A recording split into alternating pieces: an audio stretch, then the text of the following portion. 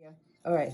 So this happens over and over and over again that I see all the time when I am seeing a case for another doctor. I look at it and look at how beautiful this prep is. This is whoever did this prep, they did an excellent, excellent job.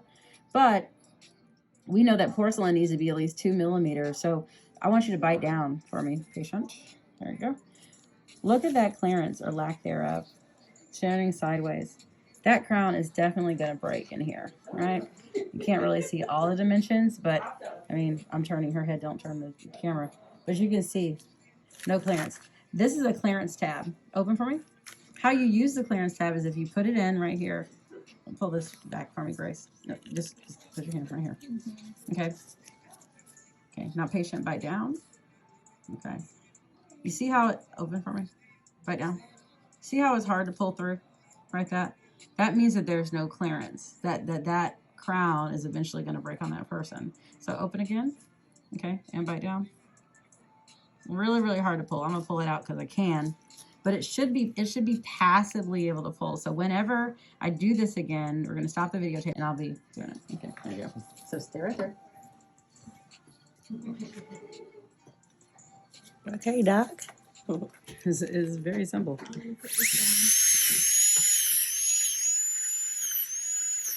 Now, turn on my water. All I'm doing is taking it. And I'm taking it this way and taking it that way. Okay? Hold on. Sit. Keep it on. Sit on that side. I'm just going to make sure it's leaning inward. Notice also that whoever cut this, they're cutting it above the gum line. There's a little bit of decay right here. And to make sure that I don't have any decay, I use my disclosing liquid always.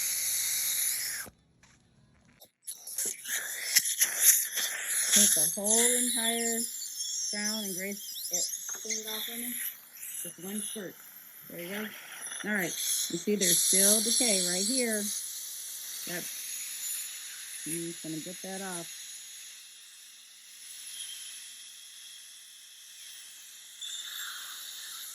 Okay.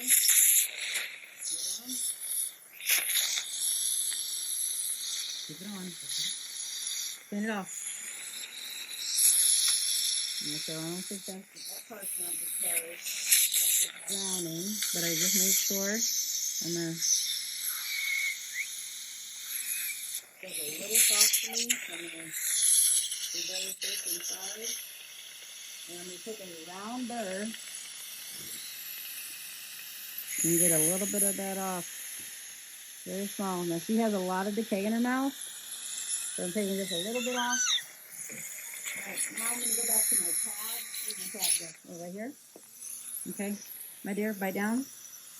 Okay. I can do a little bit over here.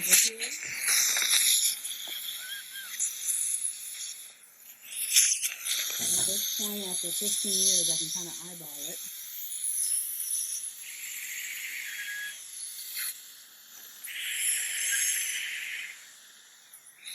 But if you need some training wheels, bite down, pull it out. Open, bite down, pull it out. Very easy. Not different there. Bite down, pull. So you see my hand? Pull it out. Much easier, right? I still see a little bit of tip on there. Hold on.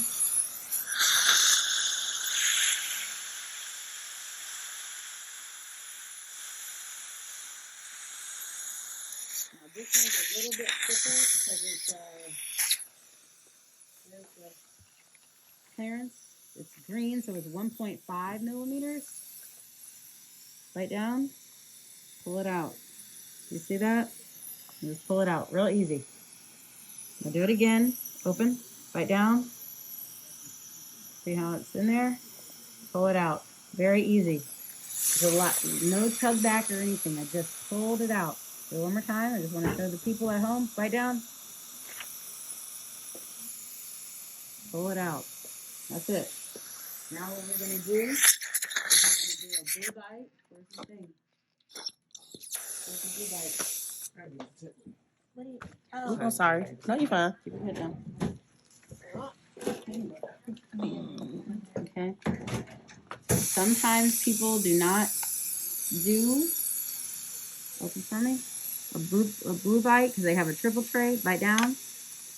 But I've learned that you should always do a blue bite because sometimes that triple tray, they can't close all the way down on it. Either their mouth gets stuck, there's the same camera, gets stuck right here on the backside. They bite wrong on that, and the lab needs to be able to recenter. So you always send a triple tray and this, no matter what. It's double insurance to make sure that this goes smoothly because you're selling your chair time. And so the longer someone and the multiple times they're in the chair, they're losing gas money and we're losing time and we're doing it over and over and over again. So you're losing money too.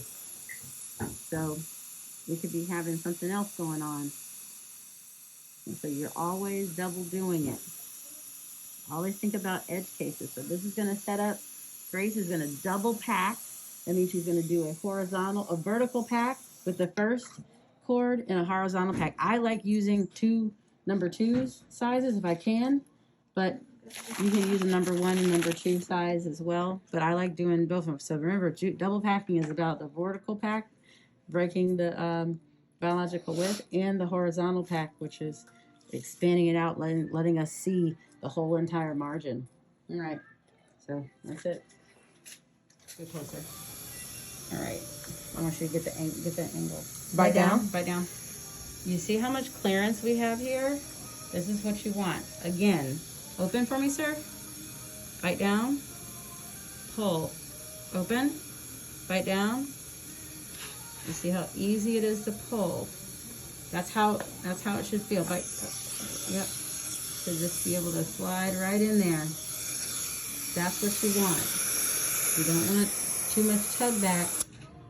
This is one bite down. Yeah, there's 1.5 millimeters. You should just be able to slide it in there. And that's how you know you have enough clearance.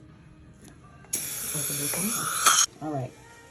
So guys, I have a case here that the temporary broke after a crown prep. Basically, what I want to show you is I just talked with Grace about this. Whenever you hold the temporary up to the light like that, and you can see through it just like that, that means the doctor did not do enough clearance on the occlusal. Okay?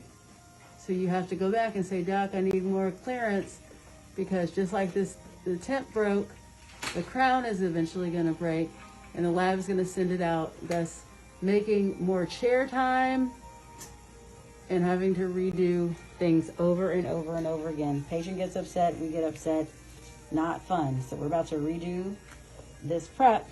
Also, again, everyone should be using these clearance gauges. We're going to take this over to the patient's mouth. There you go, ma'am. Open up. Okay. She is going to, with one hand, bite down on the clearance gauge. Bite down. I cannot pull this out. That means that that their clearance needs to be reduced. Okay, so we're going to do it one more time. Open. Bite down.